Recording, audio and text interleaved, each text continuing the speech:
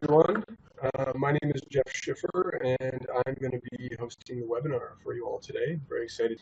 I'm the Executive Director at Native Child and Family Services of Toronto. My ancestry is Métis and German. I'm traditionally from, or I was born and raised in Vancouver, and I'm really happy to have some time to speak with you all today about Indigenous trauma-informed practice as ReconciliAction. And we'll get to unpacking that term shortly.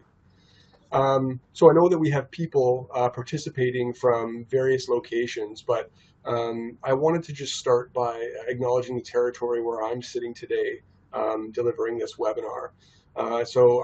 Here in the city of Toronto, there's many Indigenous folks that have ties to this land and also a pretty broad and diverse urban Indigenous community. And so I'd just like to acknowledge the Huron-Wendat peoples. I'd like to acknowledge the Mississauga, the New Credit, Six Nations, and also the urban Indigenous community of Toronto, just so that we can start off in a good way.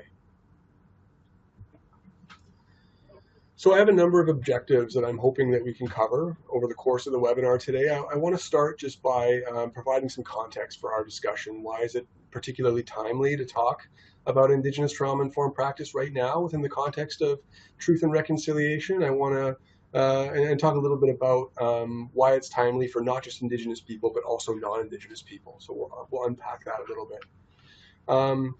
From there, we'll provide a bit of an outline on Indigenous approaches to trauma. And I think that's relevant because if we're going to talk about trauma-informed practice, we need to have a foundational understanding of what we mean when we say trauma from an Indigenous perspective. So we'll unpack that a little bit.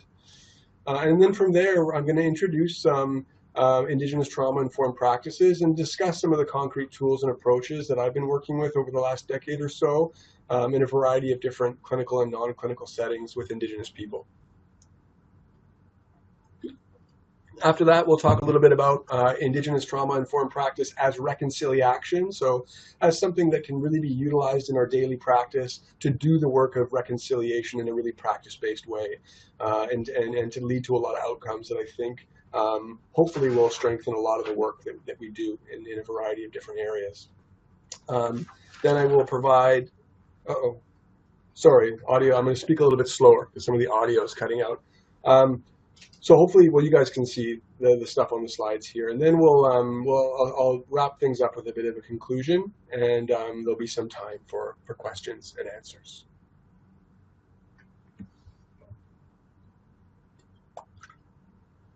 So let's set the stage a little bit and unpack a little bit why it's so critical to talk about trauma-informed practice, particularly from an Indigenous perspective today.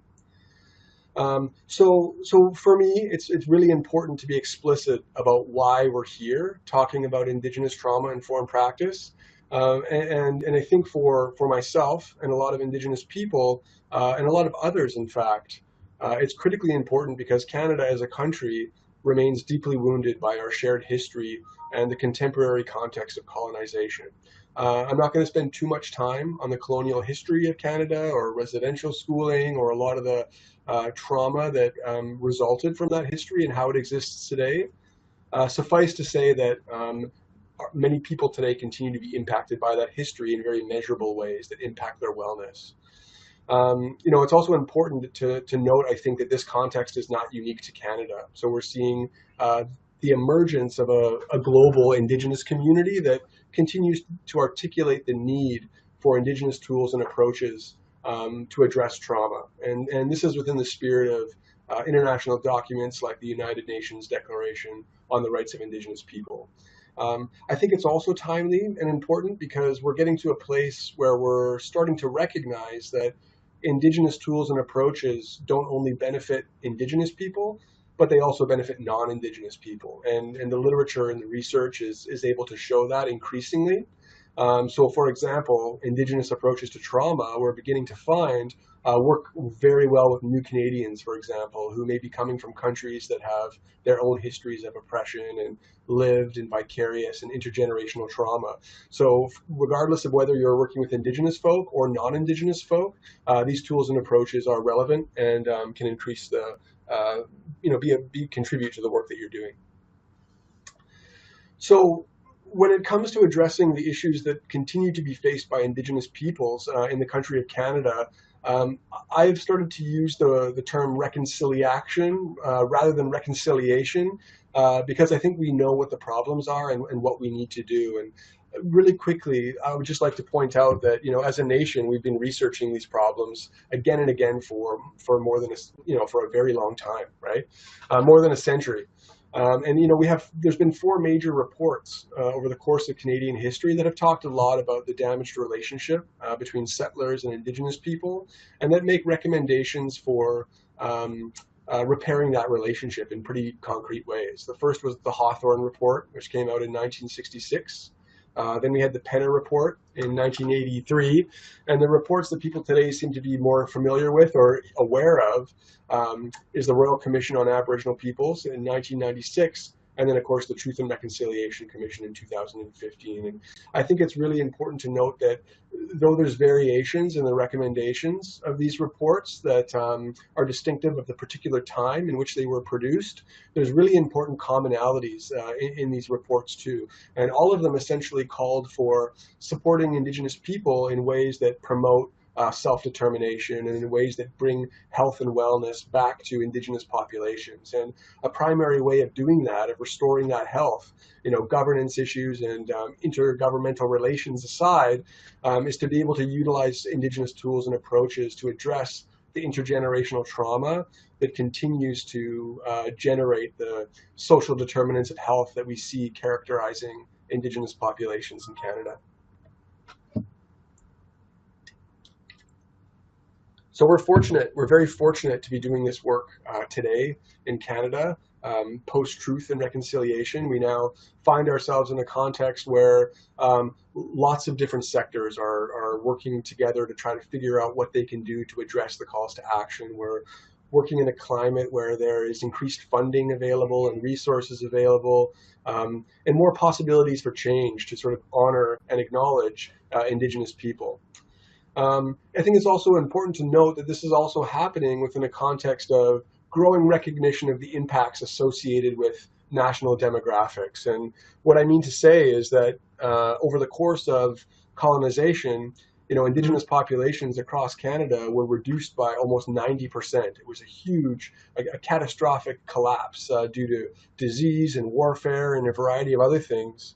And today we see Aboriginal populations rebounding in an almost insurmountable way, right? If we turn ourselves to the 2016 census, we see that there's about 1.7 million Indigenous people in Canada, 5% of the population roughly, which is still a small population, but it is the fastest growing and most diverse population in the country. During the decade from 2006 to 2016, the Aboriginal population in Canada grew 42.5 times faster than the non-Indigenous population, right? Not 4.2 times or even 10 or even 25 times faster, almost, and it's an exponential growth almost, right? 42.5, it's a huge amount of growth. And what we also notice about this population is that it's incredibly young, right? The average age of an Aboriginal person in Canada today is 32, right? It's almost a decade younger than the non-Aboriginal population. And I flag this because all of the young ones who are coming up in the next generation, an increasing percentage of them are going to be Indigenous. And we need to ask ourselves, do we want this to be a healthy population? Do we want this to be people who are supported, who have addressed the trauma that has caused so many challenges for many of them, right? And my answer, of course, is yes. And I'm going to center the conversation a little bit in Ontario and Toronto, just because of where I'm delivering the webinar. I think this provides stats across the country, but it's interesting to note that Ontario has the most Indigenous people out of all the provinces, right? About 374,000 Indigenous people living in the province of Ontario. And when we look at Toronto in specific, about 20% of all of the Indigenous people in Ontario are residing in Toronto, making the urban Indigenous population of Toronto the fourth largest in the nation, right? So Toronto has a very old urban Indigenous population, and there's a deep history of Indigenous diversity right here in Toronto. And many of the threads of those cultures still exist in the community today through a lot of the elders and knowledge keepers and old urban Indigenous organizations in Toronto. And it's with a lot of these community members and organizations that folks like myself and others continue to draw from the historic Indigenous knowledge to develop tools and approaches to address trauma from an Indigenous perspective. So I think that Indigenous trauma-informed practice presents a pathway for reconciliation, and I'd like to talk a little bit more about why I think that's the case. I think today, as I mentioned briefly, there's a growing recognition that Indigenous tools and approaches can benefit all Canadians, right? You don't have to be Western to go to a dentist, right? Western medicine works on anyone. And Indigenous trauma-informed practice can also benefit anyone, whether they're Indigenous or not. I think that when we bring a lens of Indigenous trauma and when we bring some concrete tools and approaches of Indigenous trauma-informed practice to our work, we acknowledge and respect the contemporary impacts of intergenerational trauma in ways that allow us to see problems in different ways and ultimately find more meaningful and holistic solutions. I think that an Indigenous trauma-informed approach also acknowledges that much of the trauma in Canada today is a result of our colonial history. And whether we are, and because of the nature of trauma, whether we are Indigenous or not, we all pick some of that up. And we'll talk a little bit about how that happens in a minute. So I think that if we can add some Indigenous tools and approaches to our toolkit, they don't need to be the only ones we use, but adding some of those Indigenous tools and approaches and practices to our toolkit allows us to achieve better outcomes for both Indigenous and non-Indigenous people when we're working with trauma or sitting beside people who have been impacted by trauma in our work. So let's talk a little bit about some Indigenous approaches to trauma. I want to talk a little bit about lived and vicarious and intergenerational trauma and how those terms are understood to be different from an Indigenous perspective. Lived trauma is pretty basic. It's trauma that we experience directly in our life, right? A lot of examples could be, we talk a lot about bullying, poverty, family abuse or violence, addiction, removal from the child welfare system, a direct event, racism, a direct event that impacts our own life experiences, we talk about as a lived trauma. I think it's also really important for us to understand vicarious trauma as being the type of trauma that we pick up from those around us on a daily basis. And I have pick up in quotes because a lot of Indigenous trauma practitioners for a long time have been talking about how we can pick up trauma from the world around us. And we're living in a very exciting time because a lot of the Indigenous tools and approaches to trauma are starting to dovetail with what Western science is finding to be true. And so there are a lot of parallel understandings that are emerging that allow us to have a more holistic understanding of trauma. And so neuroscience, for example, has been able to understand the physiology of the mirror neuron system in the brain. And there's lots of literature out there about social and emotional contagion, for example. So we know now that if we walk into a room and one of our colleagues is really, really upset and they're feeling really angry, that we can, some of that emotion can actually impact the way that our circuitry is working in the brain, and we can actually pick up some of those emotions, right? So we know that emotion and trauma can be vicarious. So you don't have to necessarily live through a trauma to be impacted by it, right? And this is there's many examples of this. Domestic violence is an example of this, right? You may have a child witnessing domestic violence in the home. They're not the one that's being hit, but they're still incredibly traumatized by it, by witnessing that trauma. And it's not just the act of seeing it. We know now that there's more going on physiologically in the brain that's impacting the individual through that experience, through that vicarious trauma. That would probably be a lived and a vicarious trauma. There'd be two pieces to that, right? Now, from an Indigenous perspective, some of you may have heard Indigenous people say all my relations, this all my relations worldview, which is very common to many diverse Indigenous cultures across North America. from an Indigenous perspective, we are deeply and intimately connected to all of our relations, right? And from an Indigenous perspective, this isn't just limited to people, but it also includes plants and animals and land and spirit.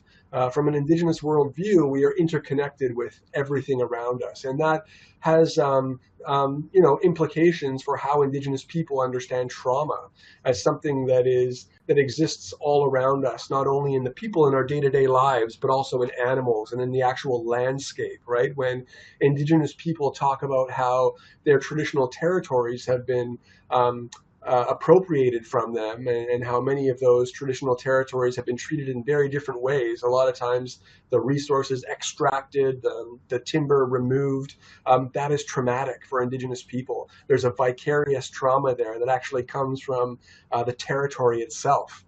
And we can see the impact of that in Indigenous people.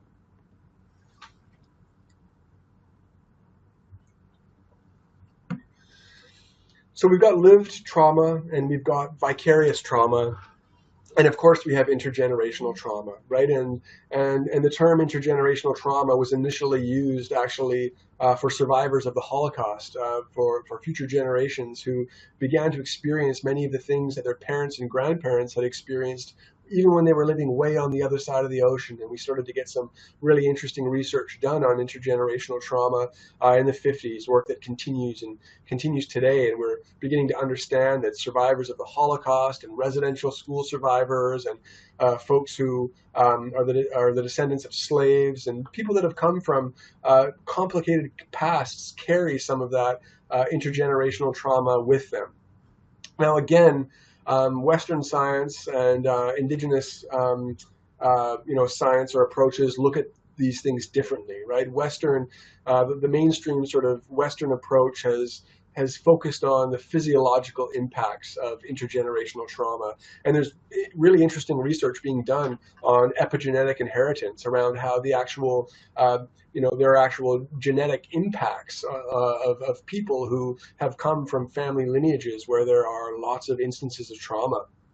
I'm not going to talk too much about the epigenetic stuff today. I want to talk about some of the Indigenous approaches to intergenerational trauma. I think Indigenous people have begun to understand intergenerational trauma as something that is much more holistic, beyond the physical. It does have physical impacts, but with all of the challenges that come with intergenerational trauma, there's also what Indigenous people refer to as intergenerational trauma knowledge. There's a resilience, there's a knowing, there's some important stuff that comes along with that intergenerational trauma, which we can unpack a little bit in a minute.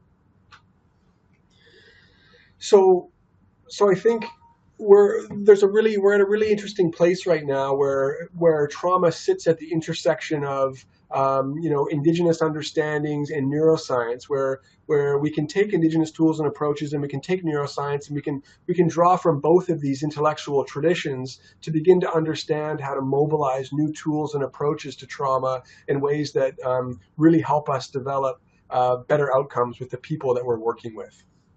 From an Indigenous perspective, trauma is inherently collective, right? Because of the mirror neuron system, because of the way that we are connected to all of our relations, we're never experiencing trauma alone. Trauma is always something that's connected to other people and other places. Because of this, trauma is collective, but it's also adaptive. It's also very land-based. It's also a source of experiential knowledge.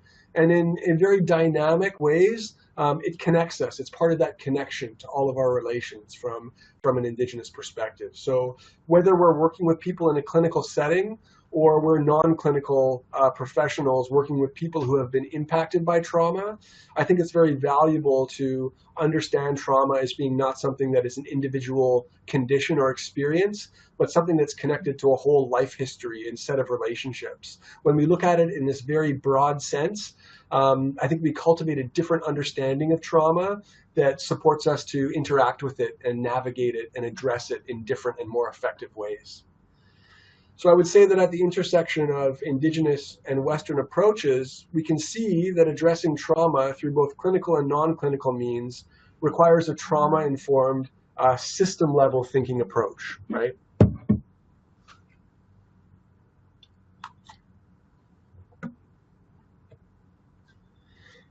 So taking into consideration that context and taking into consideration that approach to trauma that comes from many Indigenous cultures on Turtle Island, I'd like to segue a little bit into Indigenous trauma-informed practice and talk about how we develop an Indigenous trauma-informed lens, and then how we can mobilize that in the context of some very concrete practices. And I'm going to talk about two different programs that do that today.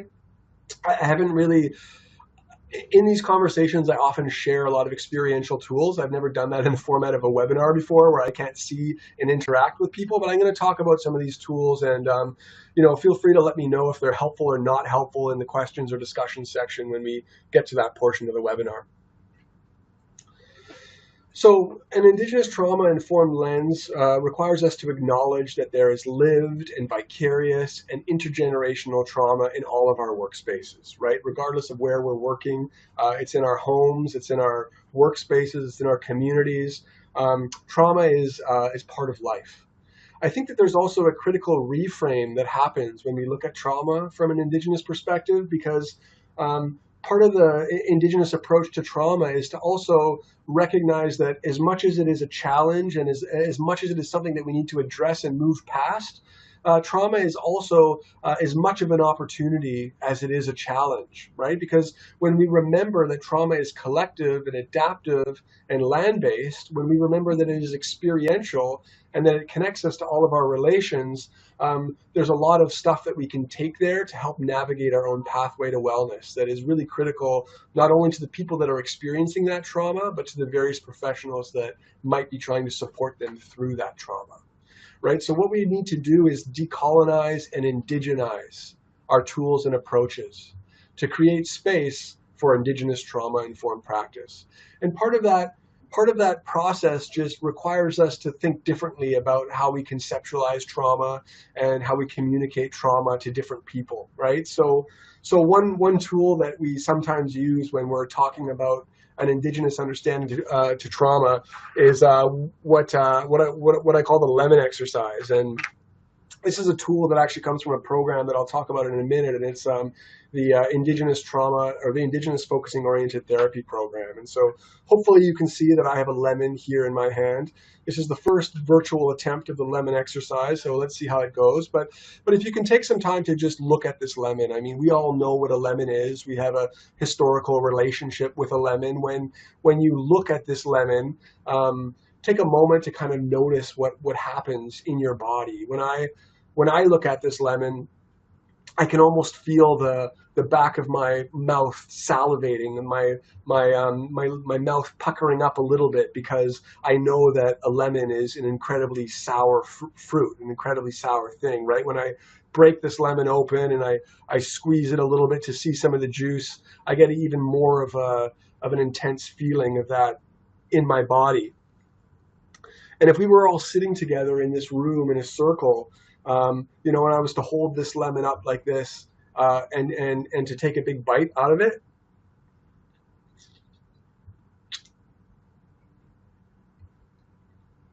incredibly sour and lots of seeds.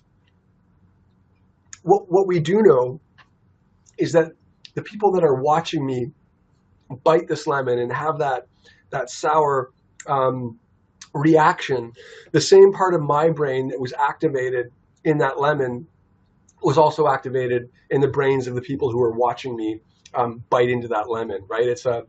We know through the mirror neuron system that watching that, we both had a similar physiological reaction in the brain, even though I was the only one that bit this lemon. So this demonstrates sort of the lived and the vicarious nature of trauma. I mean, this is just biting a sour lemon. I will survive, obviously, right? But if it was, if it was abuse, or if it was a physical trauma or something else, we know that simply watching that interaction vicarious, I might have been the one who lived through that trauma, but it's impacting other people vicariously. And from an Indigenous perspective, there was a negative aspect, a really sour reaction to biting this lemon, But there was also medicine in this lemon, right? That's also very evidence-based, right? There was a lot of, I got a shot of vitamin C when I bit this lemon. So while there was a negative to the lemon, there was also a positive to the lemon. And so we use it as a metaphor to help to understand the different scope and focus of lived, vicarious, and intergenerational trauma, right? Because there's also an intergenerational aspect to this lemon, right? This lemon didn't look like this lemon hundreds of years ago, right? Lemons have been cultivated by humans for generations and generations to make the fruit bigger, to make them grow more effective. I mean, through our relationship, our agricultural relationship with the lemon, humans have produced this. So there's something intergenerational to that as well, right? So it's a small experiential activity that we do to help unpack trauma from an Indigenous perspective. So I'll move on. Indigenous approaches to trauma then sort of query the holistic impacts, right? And with a paired emphasis on trauma as an important source of experiential knowledge that can also include pieces about resilience and strategies for survival and success, and also important intergenerational knowledge. And we frequently see this in work that's done with residential school survivors, for example, who have a whole lot of trauma from what and we see families, in fact, I at Native Child and Family Services, through my role there, we see families who have generations of impact from residential schooling right through the child welfare system that is largely negative, with a lot of stuff that needs to be unpacked and worked through. But when we utilize Indigenous tools and approaches, and when we sit down and when we have holistic conversations about how that intergenerational experience has impacted families, we also see that through those life histories and through those family histories, very particular strategies for resilience and success and survival have been developed that have come and were generated through that trauma. So I want to talk then about how we apply Indigenous trauma-informed knowledge. An Indigenous trauma-informed lens can inform and enrich both clinical and non-clinical practice. This has been shown to achieve better outcomes for both Indigenous and non-Indigenous people and organizations. And now I'd like to sort of move the conversation into two case studies, talking about two programs that have developed over the last few decades that are used in a lot of communities across Canada and the United States that initially started being delivered only to Indigenous communities and are now being delivered to mixed audiences and are generating tools and approaches that both Indigenous and non-Indigenous people are finding very valuable in concrete and tangible ways. I'm just going to check my time here to make sure I'm on track. Okay. So I want to talk a little bit about the Indigenous Focusing Oriented Therapy Program. This is a program that's been developed over the last 30 years. It was initially called the Aboriginal Focusing Oriented Therapy Program, and initially the Aboriginal was changed, or quite recently the Aboriginal was changed to Indigenous, as is happening with lots of different programs across Canada right now. And this program was developed by Shirley Turcotte, who in full confidence is actually my mother. So I want to talk a little bit about that connection as well, because I grew up in a household with a Métis mother who's a survivor of physical and sexual abuse as a child, who has family that were in residential school, who was adopted into the foster care system, who had brothers and sisters that were part of the 60s scoop, and who eventually developed one of the first complex trauma programs that's grounded in Indigenous ways of knowing and being. And I've had the opportunity over the last 10 or 15 years of traveling across Canada to different reserve communities to learn this program and begin teaching alongside many different instructors in both Canada and the United States. And this program is a clinical program. It's so it is geared towards people that are clinicians, and it's about it consists of 7 3-day modules that basically certify clinicians to do Indigenous psychotherapy. And so there is a pre-existing therapeutic form called focusing that was actually developed by a man named Eugene Genlin. And he had been doing this for many years. And when Shirley started developing her own style of therapy. Someone said, "Oh, are you doing focusing?" And she said, "I don't know what focusing is." And so she got together, and there were some parallels between what Eugene Gendlin had been doing for quite some time and through what Shirley had been developing from an Indigenous approach. Now, this clinical model is the 7 modules are taught over about a year. So every second month, you'll do a module. And it focuses a lot on providing clinical skills around trauma that are land-based, that focus on creating a really client-driven space that allow people to connect to land and connect into their bodies and to understand the way that trauma knowledge comes from our ancestors and the way that we can unpack knowledge. And so different programs have developed across Canada and the United States. And right now the program is currently being certified through the Justice Institute of British Columbia in New Westminster, BC, so just outside of Vancouver. I put a little URL on the bottom in case people want to see more information about the Indigenous Focusing Oriented Therapy program. I think it's grounded on a lot of the things that we've been discussing so far in terms of a holistic, land-based, and collective understanding of trauma.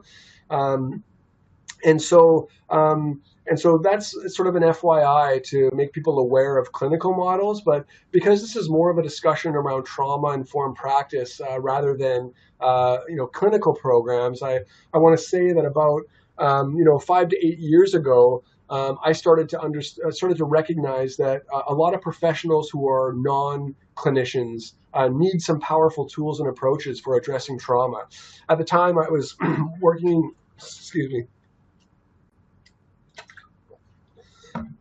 At the time, I was working in British Columbia. Got some of that lemon done in by my own lemon. So I was working in Vancouver at Vancouver Aboriginal Child and Family Services, and just recognizing that a lot of social workers who work with, who work with lots of Indigenous families, because of the overrepresentation of Indigenous families in social work, they didn't have concrete tools and approaches. They didn't have trauma-informed tools that came from the same type of Aboriginal understanding of trauma. I noticed that through my work in social work that the police officers and the health professionals and the educators and a lot of the different professionals that we were working with also didn't have these tools. And so Shirley and myself and a variety of other folks connected to the Aboriginal Focusing Oriented Therapy community said we need to develop something a little bit more practical and non-clinical for people that aren't clinicians but need to know how to work with and sit beside trauma. What evolved out of that was the Indigenous Tools for Living program, a much shorter program, a 3-day program, non-clinical, focusing simply on developing concrete tools and approaches for working with and sitting beside trauma from Indigenous perspective. So no clinical coaching, no clinical theory, nothing focused on the clinical relationship, but just how do I, in a work setting, mobilize Indigenous trauma-informed practice to keep myself safe, take care of my own wellness, take care of the wellness of the people that I'm working with, and then achieve better outcomes. So it's been about 6 years that we've developed and been teaching this across North America. And we've done this a lot with social workers. We've actually been doing this with people in injustice, so the FILUs that are working on the murdered and missing women inquiry across Canada, different public safety professionals, some police, some people connected to corrections, some coroners, in fact. In different educators, we're doing this in schools now, healthcare workers, and we're doing a lot now at Native Child and Family Services with social workers to ensure that we get the tools that are needed to do that work. So the Indigenous Tools for Living program consists of 6 baskets of knowledge, and each of these baskets of knowledge are delivered over half a day. And so that totals to about 3 days of programming, right? because it's hard to do a lot of this over the webinar, I'm just going to kind of talk through some of these tools and describe some of them, and then I'll be sure to leave my contact information if anyone thinks that some of these tools and approaches might benefit them. There are some instructional videos on YouTube and things like that, even if you want to kind of take a look at it and determine whether or not some of these would enhance your practice, because that is the hope, right, is that we can all develop Indigenous trauma-informed practice to enhance the work that we're doing. So Indigenous Tools for Living, supports us to understand that we can sit beside and work beside trauma in a variety of different ways. And some of it really has to do with just how we move our body. So because of the way the mirror neuron system works, and because of the way that vicarious trauma works, we know that when people are very traumatized, when people are really heightened, if you're a police officer or a social worker, and someone is really screaming at you, there's some very basic tools that just focus on how we move our bodies and where we put our bodies in climates that are very highly charged with trauma. And some really interesting studies have been done, and we can feel this experientially in the classroom. When someone is yelling and letting out a whole lot of trauma and you stand in front of them, and that yelling and that trauma is going straight at you, it goes all over you. And there's a big impact on you as a person in terms of your self-care. And we know that if you turn your body sideways and if you stand beside the person, it feels very different. And so a lot of the concrete tools that we utilize involve some things as simple as how we position ourselves and where we place ourselves when we're working in a traumatic environment. And this really does move back to a lot of Indigenous tools and approaches, because Indigenous people do everything in a circle. When Indigenous people are dealing with a difficult situation, they don't sit across from each other, they sit beside each other. And so there are many different ways that we can position ourselves to ensure that we're not picking up as much vicarious trauma as we could be. So one of the baskets is basically around self-care, and it shows us how to do things like position our body in a good way. And then a lot of Indigenous tools involve medicines. We work a lot with stones, we work a lot with cedars, and because of the All My Relations philosophy, from an Indigenous approach, we understand that little stones and cedar and sweetgrass, each of them have their own medicinal properties, and we can use them to ground ourselves. We do exercises with stones where you can actually use them to wipe the vicarious trauma that you've picked up at the end of the day.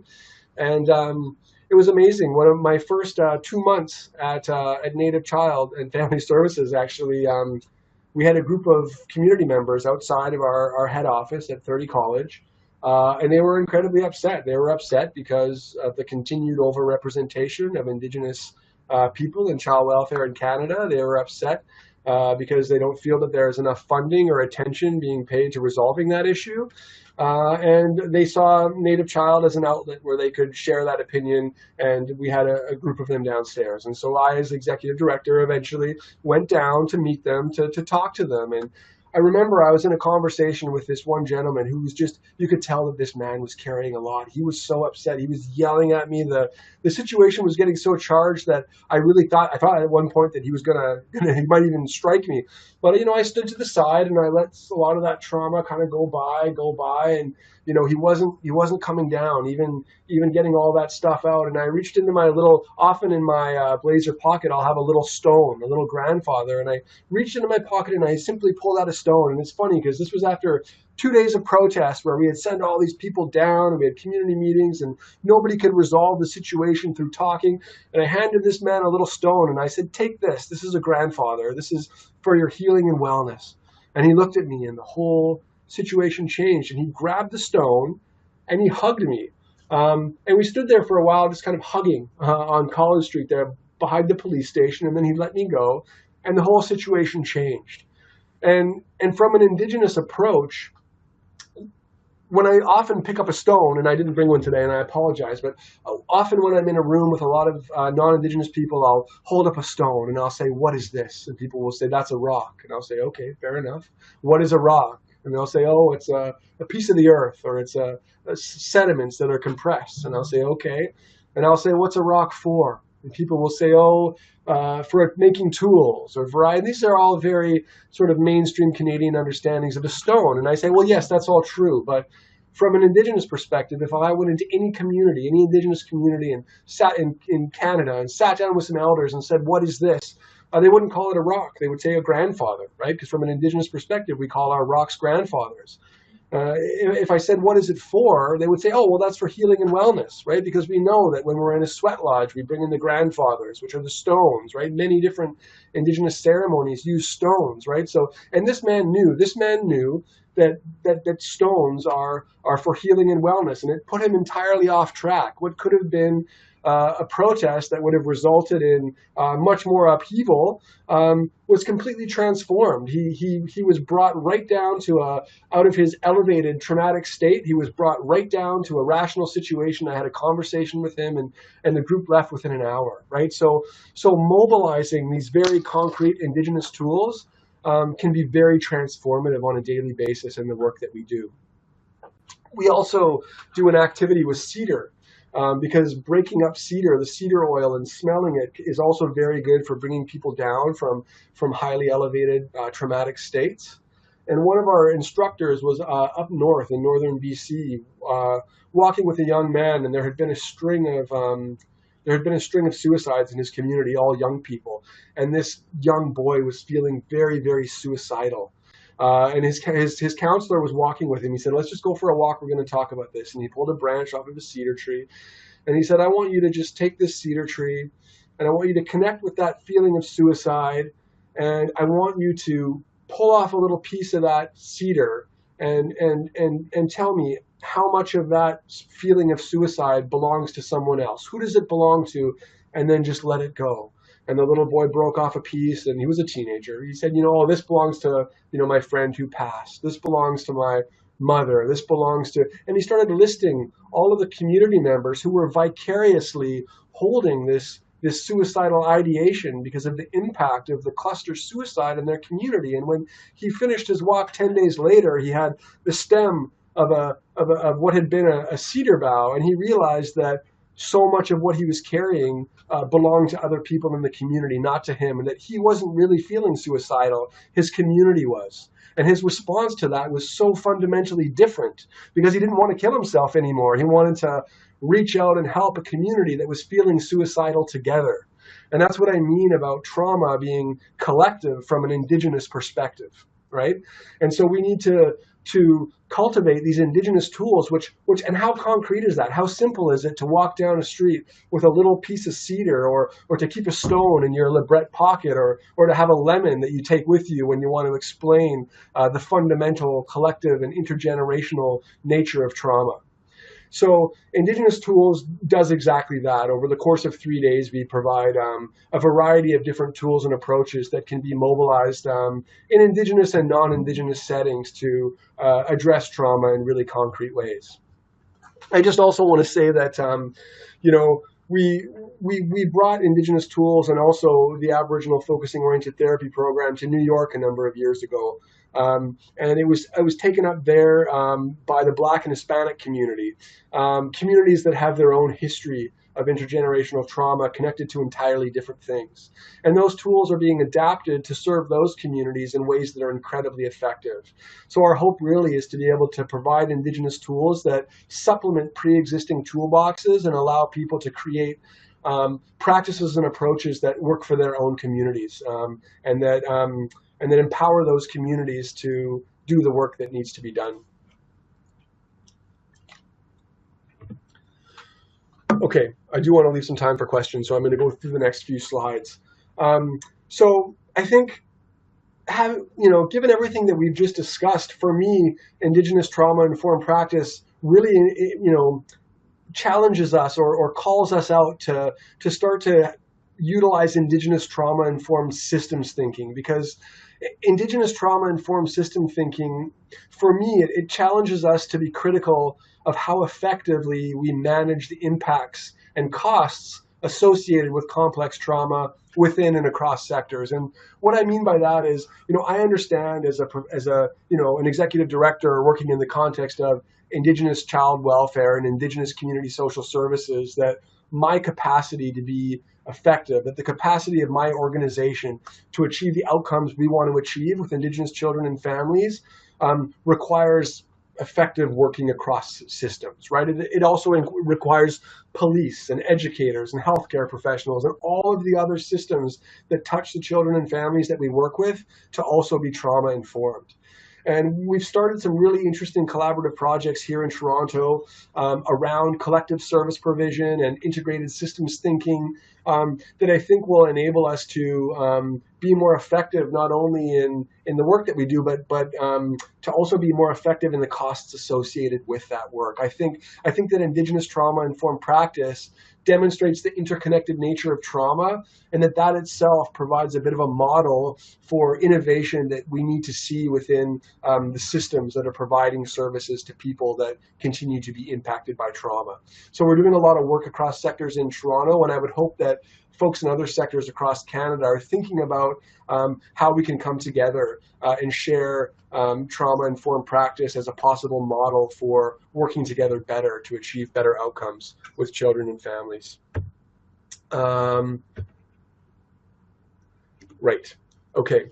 So that work of sharing trauma-informed tools and approaches, that work of recognizing that addressing the intergenerational legacy of our country's history and the contemporary context in which trauma continues to permeate the context of our work, that is a project, from my perspective, of ReconciliAction. That is a project that says we need to recognize that we have a variety of tools and approaches in Canada. Some of them come from settler society, some of them come from equity-seeking groups, some of them come from our Indigenous people, and that when we bring those tools and approaches together to improve the full circle, we're taking our national project of ReconciliAction forward in really meaningful ways, in ways that we can measure through evidence-based approaches, in ways that we can demonstrate to ourselves and our governmental funders the effectiveness of, right?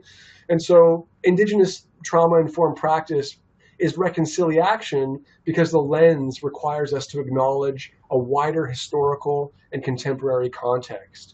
It requires us to acknowledge Indigenous ways of knowing and being, and to recognize their value in contributing to better outcomes for Indigenous people and non-Indigenous people. And so I'd just like to end by saying that I think that some of the Indigenous tools and approaches, some of the Indigenous tools and practices and approaches that I've been referencing today really, really do make a big difference in the lives of not only the people that we're serving, but also the people providing those services, right? Because burnout is so high, because self-care is so important, and because trauma is so vicarious, we need to make sure that we're providing our staff with the tools they need to be set up for success in doing the work that ultimately is going to benefit the community that we're really so lucky to have the opportunity to serve.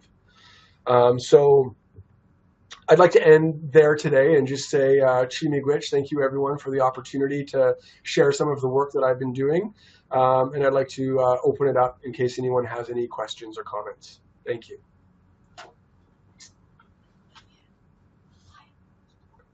Okay. Do I have to exit this? Yes. Okay.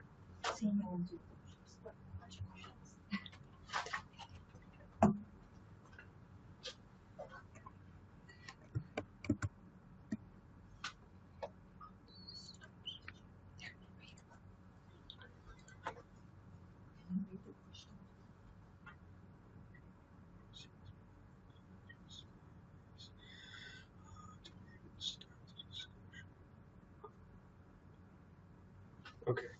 Only the other questions so far? Okay. Do I type or do I just say it? You can just speak it. Okay. Okay, so the first question we have from Jana is, what resources or training would you recommend for service providers in non-Indigenous communities to even start the discussion of our colonial past and how that trauma affects us? So great question. So many of the listeners probably know that there's a lot of training right now across Canada on Indigenous cultural competency. You know, it is important to understand where you're starting from, where your point of departure is in your organization or community.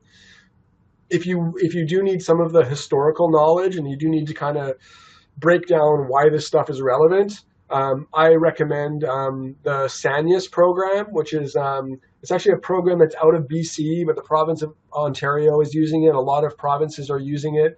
And it's actually one of the first online trainings that people can do from anywhere, but it's moderated. It's about 8 weeks. You actually do have an instructor, and you're guided through a whole bunch of conversations. And that's a kind of like an 8-week cultural competency training program. I know that if you're Ontario-based or Toronto-based, the Ontario Federation of Indigenous Friendship Centers also has historical training and cultural competency training that can serve as a foundation. But if you're looking to build off of a foundation that's already been established and you want to develop Indigenous trauma-informed practice tools, I think Indigenous Tools for Living is one of the better ones that are out there right now. Mm-hmm. Okay, I would like to have more info about the programs you were talking about and how to have the training. So Natalie asked for a little bit more information about the programs. Can we send out more information to webinar? Okay, so I would say reach out to Pearl, who hosted the webinar, and we can be connected, and I can also provide you with that information, certainly. I have to go. Oh, as a non-Indigenous person, how do I appropriately source those tools you mentioned, cedar oil and rocks or stones? That is a great question. So we've had a question, as a non-Indigenous person, how do I appropriately source sort of some of the tools that you would use for some of the concrete, some of the stuff that I've been talking about. And so there are protocols for this sort of stuff. From an Indigenous perspective, if you're going to pick cedar or if you're going to pick a plant that you're going to utilize, we always offer tobacco. And so I think, and you can talk to, if you have elders or knowledge keepers in your community or other people that you can connect to, it's always great to connect locally.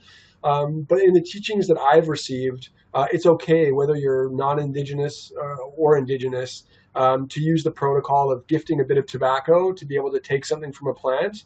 And so it's basically, if you get some loose tobacco or a cigarette or, getting a little pinch of tobacco, putting it at the base of a cedar tree, saying, thank you for letting me take this medicine, picking a cedar bough.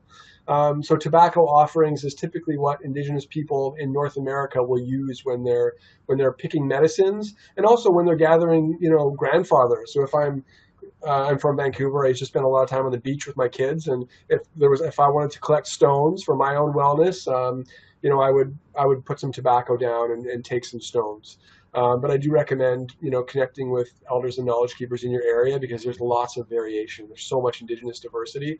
So if you can make some of those relationships, that will help. Do you travel to provide your 3-day training is the next question. And so I just want to say it's not my 3-day training. The training belongs to the Indigenous community, and there's a network of, over a dozen trainers across Canada, and we all travel to deliver Indigenous Tools for Living. It's going on in Toronto right now, Moose Factory, way up north in Ontario, northern BC.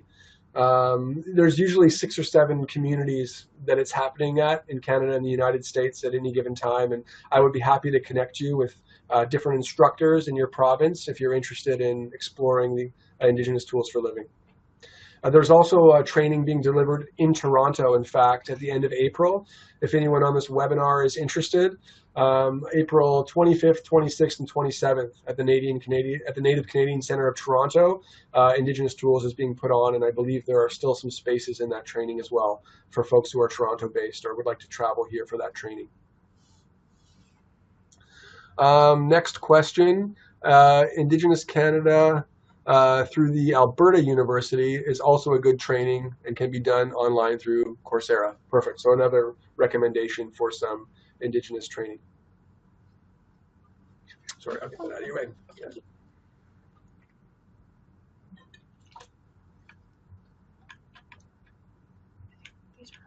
Okay, good.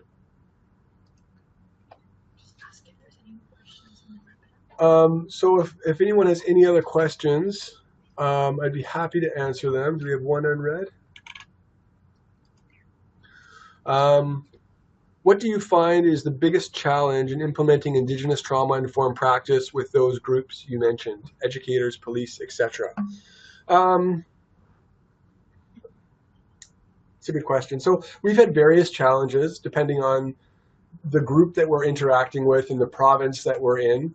But a lot of times it's a lot of times some of the biggest challenge can just be getting people to be curious enough to try it on. The Indigenous Tools for Living Trauma is very practice-based. It's all role-playing. It's all utilizing things that might kind of seem silly at first from certain perspectives. Like from a mainstream perspective, picking up a little stone and like putting it on your body to like suck up trauma maybe seems kind of silly or like kind of out there. But we find that once we can get a group engaged and actually trying out the tools, they're able to feel it experientially, and that's the first leap. The first leap is getting people inquisitive or interested or willing to try the tools, and we do find that by the end of the 3 days, people have really changed their mindset and understood the way that the tools can be beneficial not only to themselves, regardless of whether they're Indigenous, and also to other people that they're working with. Mm-hmm. Okay, so thank you everyone for your time and your attention. Happy to connect with anyone afterwards, and just want to say thank you for the opportunity to share. We have one more thing to say. Okay. Reminder. If just to ask you if you've been watching in a group, we'd really appreciate if in the chat, the participant chat window, you could just let us know how many people have been listening live. Thank you. Okay. Good. Okay. Thank you, everyone.